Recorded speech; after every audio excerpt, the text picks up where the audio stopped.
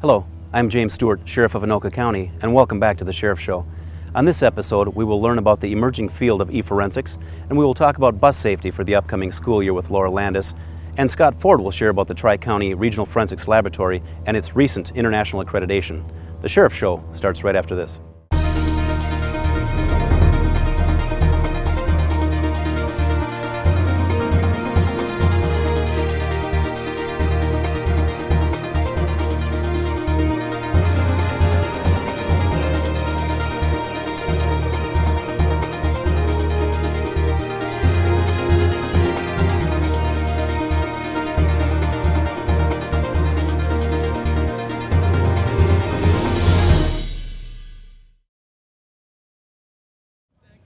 EForensics is a developing field within the criminal justice industry.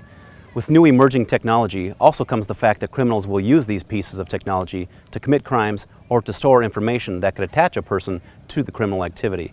Let's take a deeper look into the field of EForensics with Detective Brian Hill. Hi, I'm Detective Brian Hill. I work for the Anoka County Sheriff's Office as a Criminal Investigation Division detective. I am one of 3 computer forensic examiners and also one of 5 mobile phone forensic examiners within our office. Our job in EForensics is to analyze computers that come into our office, and that involves us taking out the hard drives and looking at all the data that's on that specific hard drive, whether it's emails, chat logs, or internet history, or anything else pertinent to that case. We also take in mobile devices, which include cell phones or tablets.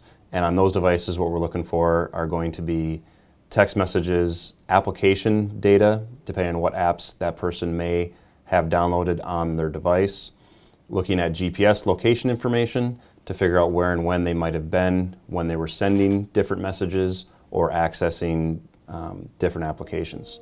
We also look at SD cards from mobile devices, which would include any digital pictures that may have been taken, and also looking at thumb drives, which can also contain important documents that may pertain to any particular case. Most recently, I was invited to Washington, D.C. to testify in front of the Subcommittee on Privacy Technology and the Law, specifically Senator Al Franken's bill on the Location Privacy Protection Act of 2014. I was asked to testify on behalf of law enforcement as an expert in digital forensics, talking about GPS stalking apps and how they are used by stalkers to track the movements of their victims. Specifically, usually an intimate partner stalking that involves a stalker accessing the victim's phone at some point and installing these apps on their phone, which allows them to track their email, text messages, GPS location, and even potentially listening in on their phone calls. We recognize that we must be on the forefront of this technology in order to ensure that we can properly investigate crimes and seek justice for the citizens that we serve. We'll be right back with more of the Sheriff Show after this. Here's to the things that can keep us safe. Those we use all the time with hardly a thought. Those that are silently standing by to save our lives. And now, those that we carry with us everywhere we go. Many mobile devices will now bring you wireless emergency alerts, real-time information directly from local sources you know and trust. With the unique sound and vibration, you'll be in the know wherever you are. I'm one unlucky guy. The chance of being involved in a robbery is 1 in 757. The chances of being struck by lightning 1 in 750,000. Please fasten your seatbelts for unexpected turbulence. The chances of being a victim in an airline crash? 1 in 29 million. Hey, could I get some peanuts? The chances of being involved in a car crash are far greater than lightning strikes and plane crashes.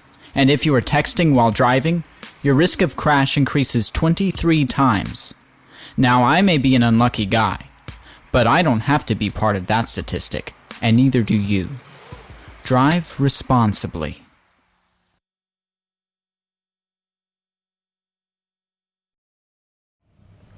Every school year, around 17,000 children are injured and 6 are killed in school bus crashes each year, according to the National Highway Traffic Safety Administration.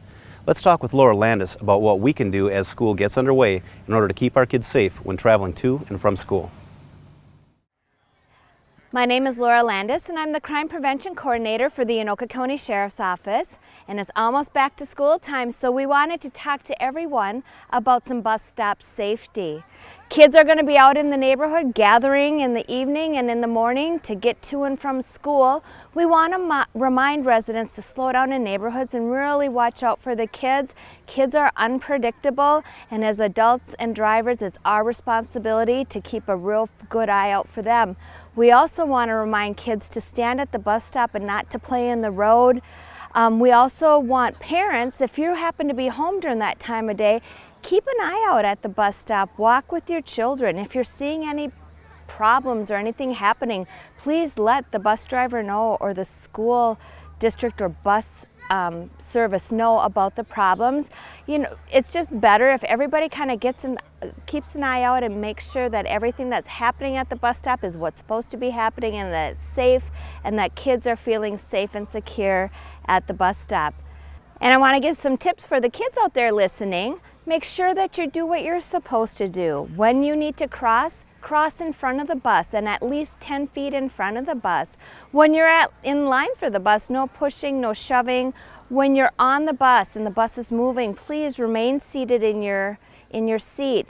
This, if everybody does everything they're supposed to do, this will make your trip to school so much safer. And we want everybody to have a fabulous and safe school year. We'll be right back with more of the Sheriff's Show.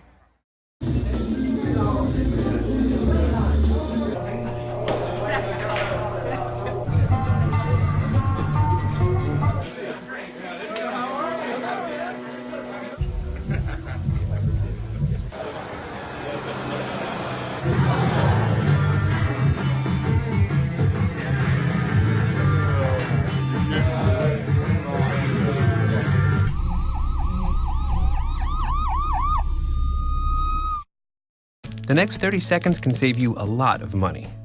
Just do your laundry in cold and stick to full loads. Auto-sleep your computers. Plug your gadgets in a power strip and switch it off when you're done. Headed out? Turn back your thermostat by 10 degrees. And drive sensibly.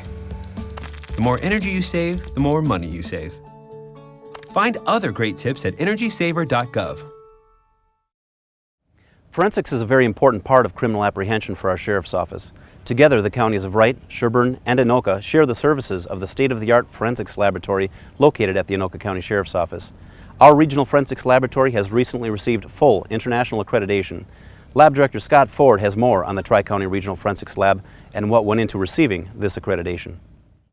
My name is Scott Ford. I'm the new Laboratory Director for the Tri-County Regional Forensic Laboratory. Prior to becoming the Laboratory Director, I was a Quality Assurance Manager. As Quality Assurance Manager, my biggest duty was to get the laboratory through international accreditation. On July 10th, 2014, the laboratory achieved this international accreditation through ASCLD Lab. ASCLD Lab stands for American Society of Crime Laboratory Directors Laboratory Accreditation Board. Currently, there are roughly 350 international laboratories that are accredited by this body. This consists of satisfying roughly 400 or so standards and making sure that you're following the certain rules and regulations that are outlined by the ASCLD Lab Board.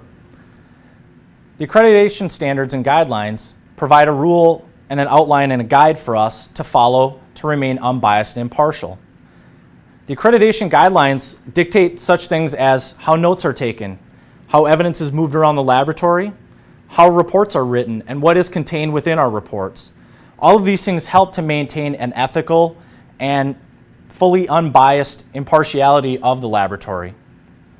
The Tri-County Regional Forensic Laboratory provides services to Anoka County, Sherburne County, and Wright County, and provides services in the laboratory that consist of DNA, serology, drug chemistry, alcohol testing, and latent print analysis. In the legal community, there's also known as this CSI effect, which is kind of developed along the same timelines as when popularity of forensics has kind of gone up as well. A lot of that is due to the popularity of some of the TV shows. The CSI effect essentially is when the general public watches a television show and they watch it and they see that a crime is committed, the evidence is collected, it's analyzed, and the person is put in jail within an hour, there becomes a certain level of expectation upon real-life forensic scientists to emulate that same type of a program. When I was a bench-working scientist, I worked in the latent print section of the laboratory. And a lot of times when I testified in court, people were surprised when we talked about the frequency with which we would develop fingerprints on a certain piece of evidence. In the TV shows, such as CSI, almost always there's a fingerprint developed or a good piece of evidence to lead somebody to a certain suspect. When in fact, in reality, roughly we are only getting fingerprints on maybe 15 or 20% of the evidence that we process. And that's something that we have to spend a lot of time in court testifying to and explaining to the jury so they understand the real side of the forensic science community and that it's not as simple as it is on TV. At the end of the day, the most important thing is that the laboratory is here to help the communities of Sherburne, Anoka, and Wright to correctly exonerate or convict criminals when needed, and make sure that what we're doing is sound and just, and that we're following through on our commitment to those communities. As you have seen, the process of being recognized internationally for accreditation is daunting. However, we knew we wanted to pursue this in order to ensure that our citizens always feel comfortable knowing that we will continue to always pursue the tradition of excellence that is ingrained into the Anoka County Sheriff's Office. Finally, as water levels have receded much around Anoka County and citizens are heading back onto the water, I'd like to remind everyone to stay safe and wear your life jackets. Also remember that boating under the influence is just like driving under the influence, so please have a designated driver. With your cooperation, our waters will stay safe all season long. Thank you for watching this episode of The Sheriff Show.